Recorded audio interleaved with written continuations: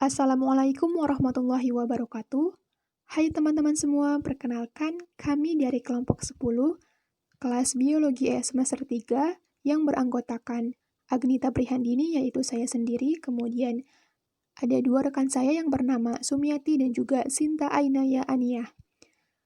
Dan pada kesempatan kali ini, kami akan mempresentasikan salah satu materi terkait mata kuliah struktur dan perkembangan hewan, yaitu yang berjudul Struktur dan Perkembangan Organ Reproduksi pada Hewan. Sebelum mengetahui lebih lanjut tentang organ penyusun sistem reproduksi pada hewan, kita perlu mengetahui dulu apa itu yang dimaksud dengan reproduksi. Jadi, reproduksi adalah kemampuan makhluk hidup untuk menghasilkan keturunan yang baru, dan tujuannya itu adalah untuk mempertahankan jenisnya dan melestarikan jenis agar tidak punah. Dan sistem reproduksi juga akan berfungsi bila makhluk hidup sudah memasuki sexual maturity atau dewasa kelamin. Setelah mengalami hal tersebut, maka alat-alat reproduksinya akan mulai berkembang dan proses reproduksi dapat berlangsung. Langsung saja ke pembahasan yang pertama, yaitu mengenai sistem reproduksi pada hewan vertebrata. Reproduksi vertebrata ini terjadi secara generatif, yaitu pembuahannya didahului dengan adanya peleburan sel kelamin jantan dan sel kelamin betina. Reproduksi vertebrata pada umumnya sama, tetapi karena adanya perbedaan pada tempat hidup, kemudian perkembangan anatomi dan cara hidupnya, hal tersebut menyebabkan adanya perbedaan pada proses fertilisasi. Nah, fertilisasi yang terjadi di dalam hewan vertebrata ini dibagi menjadi dua, yaitu ada fertilisasi eksternal dan fertilisasi internal. Yang dimaksud dengan fertilisasi eksternal adalah fertilisasi yang penyatuan sperma dan ovumnya terjadi di luar tubuh hewan betina, yakni berlangsung dalam suatu media cair, misalnya seperti air. Nah, contohnya itu terjadi pada hewan dari kelas Pisces atau ikan dan juga amfibi, seperti katak. Kemudian untuk fertilisasi internal merupakan fertilisasi yang penyatuan sperma dan ovumnya itu terjadi di dalam tubuh hewan betina. Nah, hal ini dapat terjadi karena adanya peristiwa kopulasi.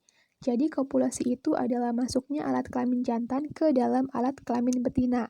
Nah, bagi hewan yang melakukan fertilisasi internal itu dilengkapi dengan adanya organ kopulatori, yaitu suatu organ yang berfungsi menyalurkan sperma dari organisme jantan ke betina. Nah, fertilisasi internal terjadi pada hewan yang hidup di darat atau terestrial, misalnya yaitu hewan dari kelompok reptil, aves, dan mamalia.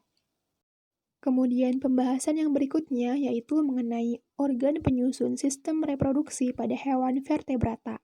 Yang pertama yaitu pada kelas Pisces. Untuk organ reproduksi, kelas Pisces yang berjenis kelamin jantan yaitu terdapat testis, kemudian epididymis, kemudian ada vestiferens, kemudian ada lubang urogenital. Dan organ reproduksi ikan itu disebut dengan gonad.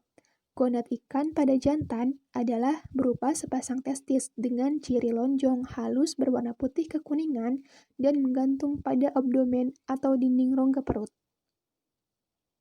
Kemudian, bentuknya juga oval dengan permukaan yang kasar dan kebanyakan testisnya panjang dan seringkali berlobus.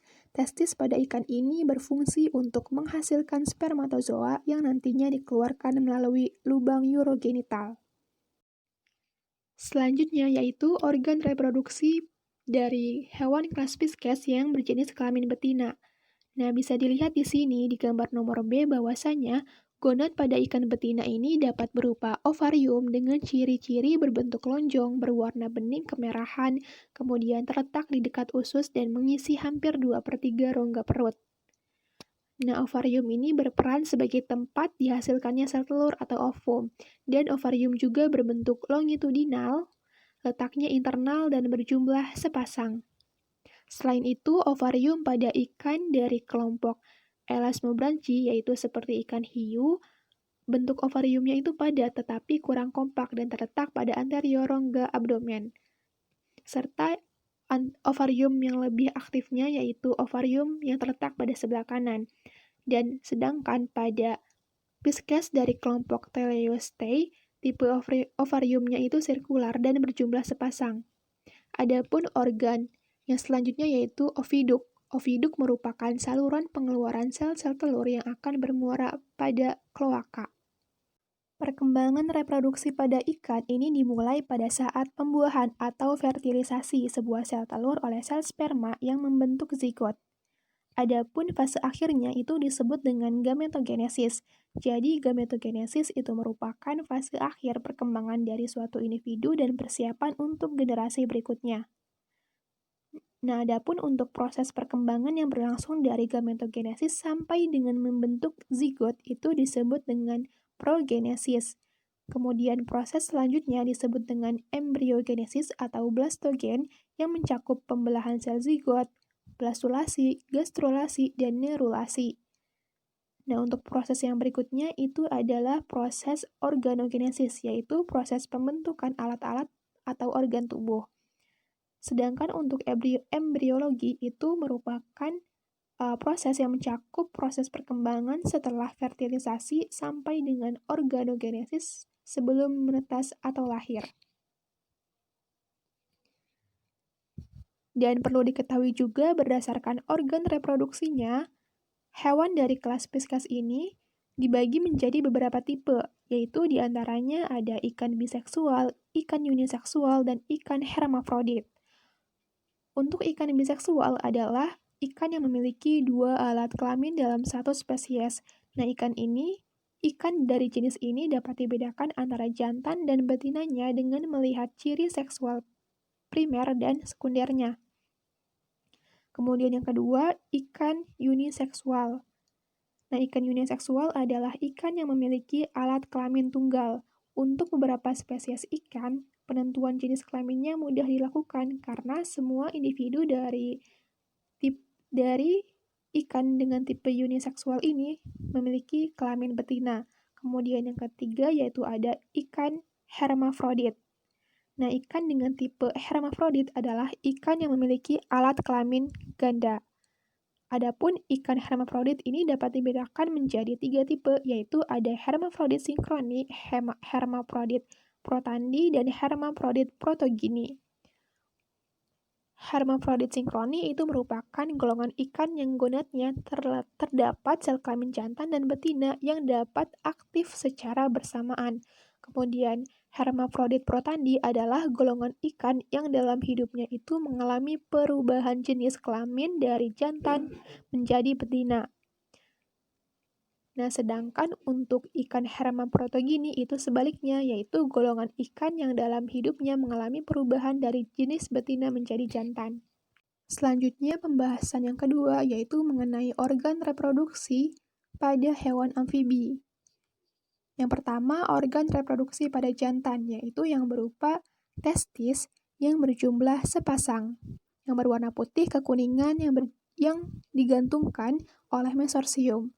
Dan di sebelah kaudalnya dijumpai korpus adiposum yang terletak di bagian posterior rongga abdomen.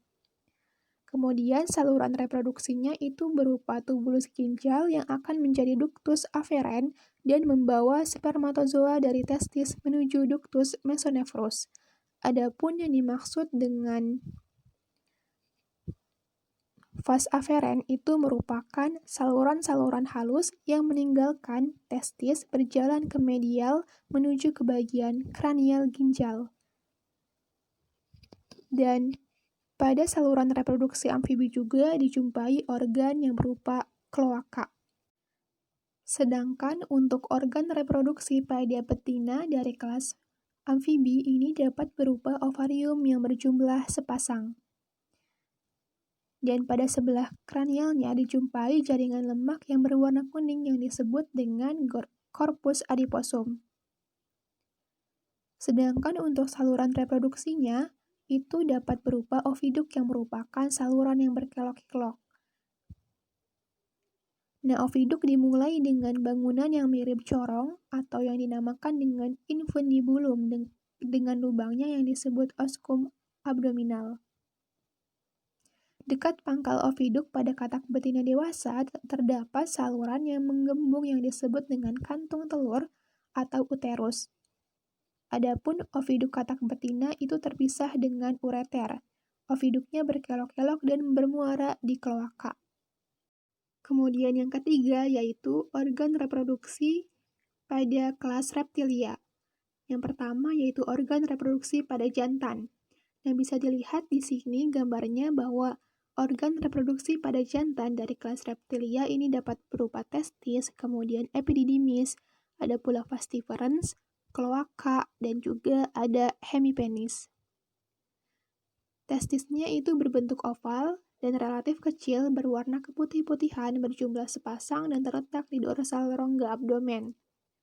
Adapun pada kadal dan ular, salah satu testisnya terletak lebih ke depan daripada yang lain. Nah, saluran reproduksinya itu dapat berupa ductus mesonephros yang berfungsi sebagai saluran reproduksi dan saluran ini akan menuju kloaka. Sebagian ductus Wolff dekat testis bergelung membentuk epididymis.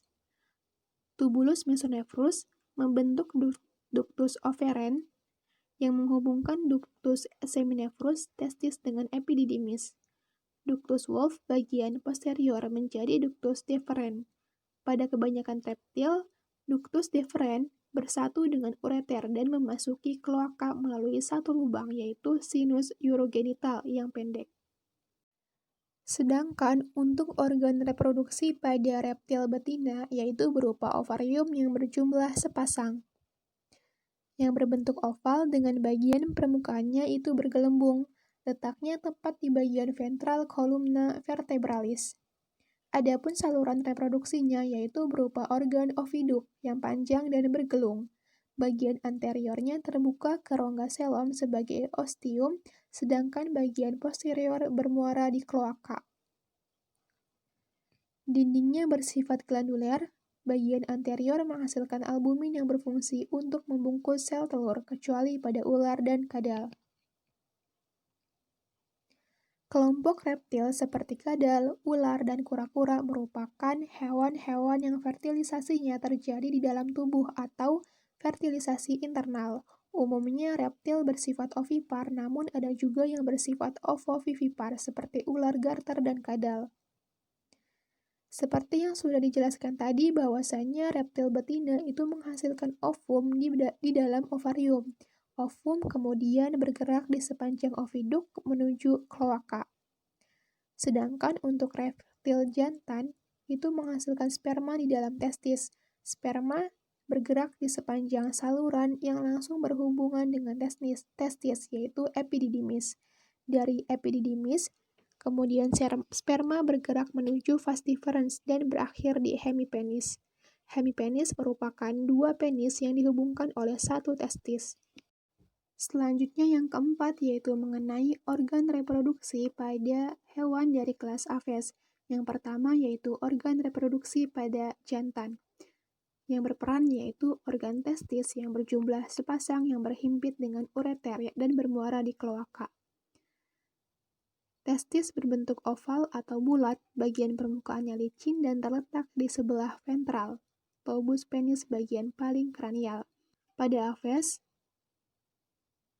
ductus deferens bagian distal yang sangat panjang membentuk sebuah gelendong yang disebut glomer. Dekat glomer bagian posterior dari ujung aferen berdilatasi membentuk ductus ampulla yang bermuara di kloaka sebagai ductus ejaculatori. Selanjutnya yaitu organ reproduksi pada Aves betina. Nah, yang berperan yaitu organ ovarium. Pada burung betina hanya ada satu ovarium yaitu ovarium kiri. Ovarium kanan tidak tumbuh sempurna dan tetap kecil yang disebut dengan rudimenter. Ovarium dilekati oleh suatu corong penerima ovum yang dilanjutkan oleh oviduk. Ujung oviduk membesar menjadi uterus yang bermuara pada kloaka. Selain pada burung elang, ovarium Aves yang berkembang hanya yang kiri dan terletak di bagian dorsal rongga abdomen. Untuk saluran reproduksinya yaitu terdapat oviduk yang berkembang hanya pada bagian sebelah kiri dan bentuknya itu panjang bergulung dilekatkan pada dinding tubuh oleh mesosilving dan dibagi menjadi beberapa bagian. Bagian anterior adalah infundibulum yang punya bagian terbuka, yang mengarah ke rongga selom sebagai ostium yang dikelilingi oleh fimbre. Adapun organ uterus atau Schall gland itu berperan untuk menghasilkan cangkang kapur. Assalamualaikum warahmatullahi wabarakatuh. Perkenalkan saya Sumiati dengan NIM 1908106167, kelas biologi E semester 3. Di sini saya sebagai pemateri kedua akan menjelaskan mengenai organ penyusun sistem reproduksi pada hewan vertebrata. Sebelumnya sudah dijelaskan oleh pemateri pertama. Nah, saya akan melanjutkannya. Pada hewan yang kelima itu hewan mamalia. Organ reproduksi pada jantan itu antara lain yang pertama itu adalah berupa testis. Nah, testis ini yang merupakan alat untuk menghasilkan spermatozoa. Pada kebanyakan mamalia ini, testis letaknya itu pada daerah prepubis. Nah, yang merupakan kelenjar tubular yang berbentuk bulat lonjong terdapat sepasang kiri dan kanan. Testis ini terbungkus dalam kantung skrotum. Testis juga dapat menggantung di dalam skrotum secara bebas dengan bantuan korda spermatika, yang di dalamnya itu mengandung ductus deferens, pembuluh darah dan syaraf serta pembuluh limfa. Testis ini terbungkus oleh kapsul berwarna putih yang mengkilap, disebut dengan tunika albuginea. Yang kedua itu berupa epididymis. Nah, epididymis itu apa? Epididymis itu merupakan saluran reproduksi jantan yang terdiri dari 3 bagian. 3 bagian itu adalah kaput epididymis, korpus epididymis, dan cauda epididymis. Nah, dinding epididymis ini terdiri dari lapisan otot sirkuler dan epitel berbentuk kubus. Epididymis ini mempunyai 4 fungsi utama, antara lain adalah transportasi, konsentrasi, pendewasaan, dan juga penyimpanan spermatozoa. Sedangkan pada organ reproduksi pada jantan yaitu ductus deferens dan ampula. Nah, ductus deferens itu merupakan saluran yang menghubungkan antara cauda epididymis dan juga uretra. Sedangkan vas deferens itu berjalan ke atas menempel pada korpus epididymis dan salurannya itu makin lurus. Dekat kaput epididymis juga makin halus dan bersama dengan pembuluh darah, pembuluh limfe, dan urat syaraf membentuk funiculus spermaticus. Lalu kemudian akan masuk ke dalam rongga perut melalui kanalis inguinalis. Yang keempat itu ada uretra. Uretra itu merupakan saluran urogenitalis untuk menyalurkan urin dan semen. Semen itu merupakan sekresi kelamin jantan yang secara normal itu akan diejakulasikan ke dalam saluran kelamin betina sewaktu kopulasi. Nah, semen terbagi menjadi 2, yaitu sel spermatozoa dan juga plasma semen. Yang kelima itu ada kelenjar vesicula seminalis. Nah, kelenjar ini yang terdapat sepasang, berlobus jelas dan berada di dalam lipatan urogenital, lateral, dan ampula. Lalu ada kelenjar prostata. Nah, kelenjar ini terletak mengelilingi uretra dan terdiri dari 2 bagian, antara lain badan prostata dan prostate diphenomita atau prostate kriprik. Nah, kemudian ada kelenjar Cowper. Nah, kelenjar Cowper ini terdapat sepasang berbentuk bulat dan kompak berselubung tebal. Berikutnya itu ada organ reproduksi pada betina. Nah, yang pertama itu ada ovarium. Ovarium itu letaknya di dalam cavum abdominalis yang mempunyai fungsi yaitu sebagai organ eksokrin yang akan menghasilkan sel telur dan sebagai organ endokrin yang akan mensekresikan hormon kelamin betina. Nah, hormon kelamin betina ini berupa estrogen dan juga progesteron. Umumnya ovarium ini yang sebelah kanan itu lebih besar daripada ovarium yang sebelah kiri. Kenapa? Karena secara fisiologik itu lebih aktif. Nah, yang kedua itu ada oviduk. Oviduk ini bisa disebut juga dengan tuba fallopi karena merupakan saluran kelamin paling anterior, kecil berliku-liku dan juga terasa keras, seperti kawat terutama pada pangkalnya. Nah, oviduk ini tergantung pada mesosalping. Ia dapat dibagi atas infundibulum dengan fimbringnya yang isthmus. Yang ketiga itu ada uterus. Nah, uterus ini yang terdiri dari kornu, karpus, dan juga serviks. Dari segi fisiologiknya itu hanya dua lapisan uterus yang dikenal, yaitu endometrium dan juga myometrium. Apa sih dua lapisan uterus ini? Nah, yang pertama itu ada endometrium. Endometrium ini merupakan suatu struktur glanduler yang terdiri dari lapisan epitel yang membatasi rongga uterus, lapisan glanduler, dan juga jaringan ikat.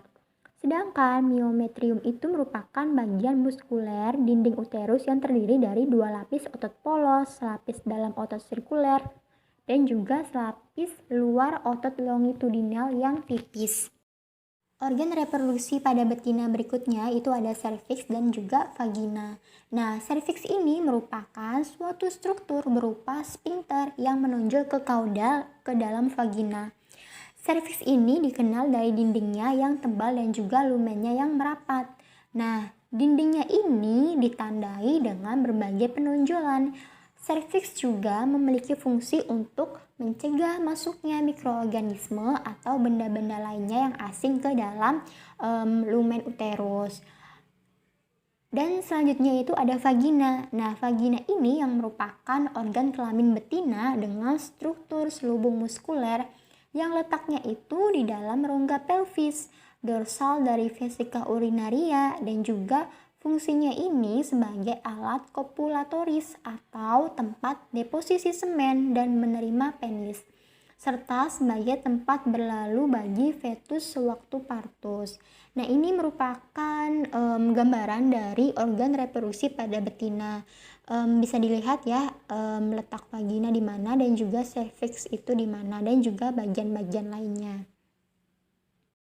Selanjutnya itu ada organ reproduksi hewan avertebrata. Nah, hewan avertebrata juga memiliki organ reproduksi, yaitu mencakup reproduksi secara seksual dan juga secara aseksual. Nah, perkembangbiakan secara aseksual pada hewan invertebrata atau avertebrata ini terjadi dengan cara yang pertama itu ada cara membelah diri. Nah, reproduksi dengan cara membelah ini terjadi pada protozoa atau hewan bersel satu. Contohnya itu pada amuba, paramecium, dan juga euglena. Nah, proses pembelahan ini akan diawali dengan proses pembelahan inti sel yang akan menjadi dua. Kemudian akan diikuti nih pembelahan sitoplasma menjadi dua bagian yang masing-masing itu akan menyelubungi masing-masing nukleus tersebut. Lalu bagian tengah sitoplasmanya itu akan menyempit dan akan diikuti pemisahan yang membentuk dua individu. Selanjutnya, pada saat keadaan lingkungan itu kurang menguntungkan, nah amuba ini nih akan melindungi diri dengan membentuk kista yang berdinding sangat kuat. Di dalam kista tersebut, amuba akan membelah diri berulang-ulang yang akan menghasilkan banyak individu baru dengan ukuran yang lebih kecil. Nah, ketika kondisi lingkungannya itu membaik, dinding kista akan mengalami pecah dan individu-individu baru akan keluar, tumbuh dan berkembang menjadi amuba dewasa. Nah, ini adalah sistem reproduksi dari amuba yang sudah dijelaskan tadi, itu penjelasannya. Ini adalah gambarannya ya. Yang kedua itu adalah cara fragmentasi. Nah, cara yang kedua ini adalah perkembangbiakan dengan memotong bagian tubuh. Kemudian, potongan tersebut akan tumbuh menjadi individu yang baru. Nah, contoh hewan yang melakukan reproduksi secara fragmentasi ini adalah pada cacing planaria. Nah, cacing planaria ini mempunyai daya regenerasi yang sangat tinggi.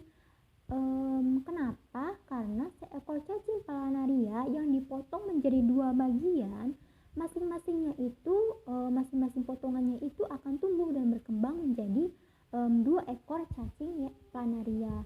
Nah, berikut adalah fragmentasi pada cacing pipih. Yang ketiga itu adalah dengan cara pembentukan tunas. Nah, cara yang ketiga ini merupakan cara perkembangbiakan di mana individu baru itu merupakan bagian tubuh dari induk yang akan terlepas kemudian tumbuh. Nah, contoh hewan yang berkembang biak dengan cara pembentukan tunas ini adalah Hydra sp. Nah, individu baru pada Hydra sp ini akan terbentuk dari bagian tubuh Hydra yang dewasa. Setelah cukup besar, tunas akan melepaskan diri dari tubuh induknya. Hewan lain yang melakukan reproduksi dengan tunas misalnya ubur-ubur, hewan karang, dan juga anemon laut. Berikut ini gambaran pembentukan tunas pada Hydra sp. Lalu ada pembentukan tunas pada ubur-ubur dan juga pada anemon laut. Nah, pembentukan tunas pada anemon laut ini, tunas anemon laut itu tumbuh pada tubuh induknya. Ketika tunas sudah dapat hidup mandiri, tunas akan memisahkan diri dari induknya. Keempat ini ada sporulasi. Nah, cara yang keempat ini adalah proses pembelahan berganda atau pembelahan multipel yang menghasilkan spora. Nah, hewan yang melakukan reproduksi dengan sporulasi ini contohnya adalah Plasmodium sp.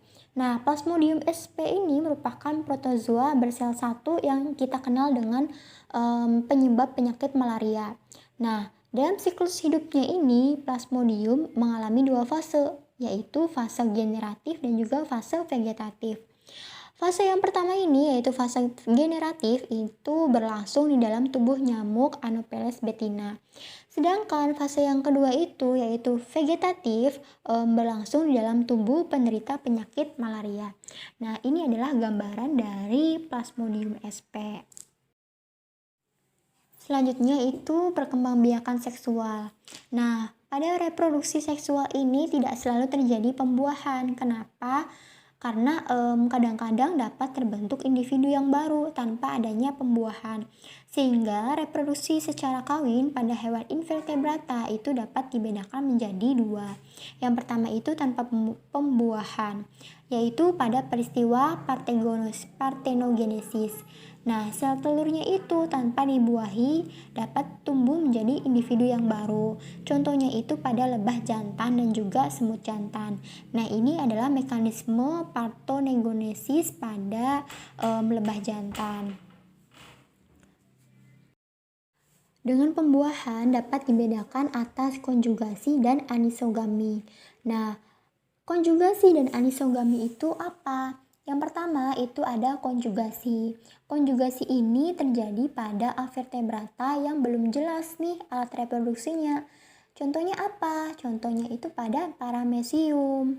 Nah, sedangkan anisogami itu merupakan peleburan dua sel kelamin yang tidak sama besarnya. Contohnya itu peleburan mikrogamet dan juga makrogamet pada plasmodium dan peleburan sperma dengan ovum di dalam rahim. Sekian penjelasan saya mengenai organ penyusun sistem reproduksi pada hewan vertebrata. Selanjutnya akan dijelaskan oleh pemateri ketiga, yaitu Sinta Aidah ya. Selanjutnya yaitu pada hewan invertebrata. Yang pertama, Platyhelminthes. Organ reproduksi jantan disebut dengan testis dan organ reproduksi pada betina disebut dengan ovarium. Pada Platyhelminthes terdapat dalam satu individu sehingga disebut dengan hematrodit. Alat reproduksi terdapat pada bagian ventral tubuh. Platyhelminthes ada yang hidup bebas maupun parasit. Platyhelminthes yang hidup bebas adalah di air tawar laut dan tempat-tempat yang lembab. Platyhelminthes yang parasit hidup di dalam tubuh inangnya atau disebut dengan endoparasit dan siput air, sapi, babi, atau manusia. Reproduksi Platyhelminthes dilakukan secara seksual dan aseksual. Pada reproduksi seksual akan menghasilkan gamet. Fertilisasi ovum oleh sperma terjadi di dalam tubuh. Fertilisasi dapat dilakukan sendiri ataupun dengan pasangan lain.